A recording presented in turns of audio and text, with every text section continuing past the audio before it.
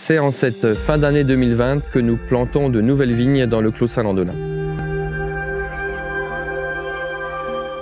Pour cette nouvelle plantation, le travail a déjà commencé il y a 2 ans, quand on a préparé la parcelle et on a semé pour avoir une très belle aération du sol. Plus récemment, après les vendanges qui se sont finies tôt cette année, on a fait le piquetage. Le piquetage, c'est matérialiser chaque pied de vigne. Ici, dans le Clos Saint-Landelin, on plante avec des rangées de 1,40 m de large et la distance est de 80 cm entre chaque pied.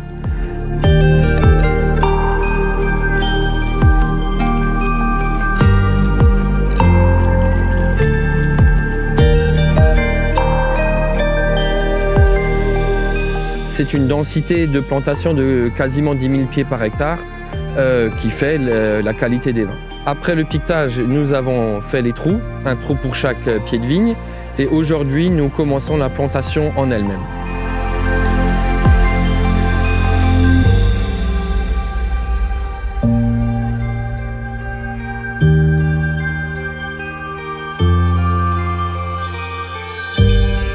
Dans cette partie du Clos Saint-Landelin, nous avons décidé de planter des pieds de muscat.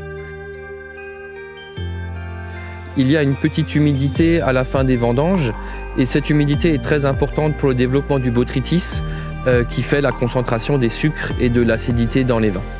Nous faisons ces plantations en hiver, ainsi les pieds de vigne seront en dormance quelques mois et au printemps pourront pousser dans des conditions optimales.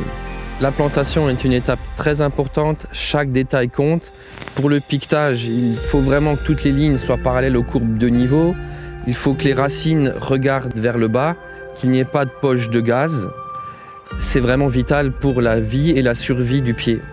Nous avons quelques jours de travail pour planter ces jeunes plants, mais le travail est loin d'être fini.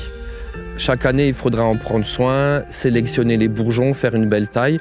Et ce n'est que dans 10 ans que nous pourrons faire ici, je l'espère, du muscat Clos Saint-Landelin.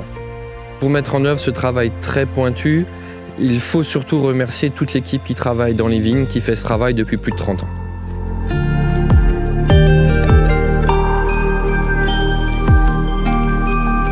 Pour moi, aujourd'hui, c'est un moment particulier. On plante du muscat. Et c'est un cépage qui me tient beaucoup à cœur. Notre grand-père était surnommé le roi du muscat. Effectivement, même quand on goûte encore les vins que faisait Oscar aujourd'hui, il y a un fruité, un éclat incomparable. C'est aussi une façon pour moi de prolonger et de rendre hommage au travail de notre grand-père.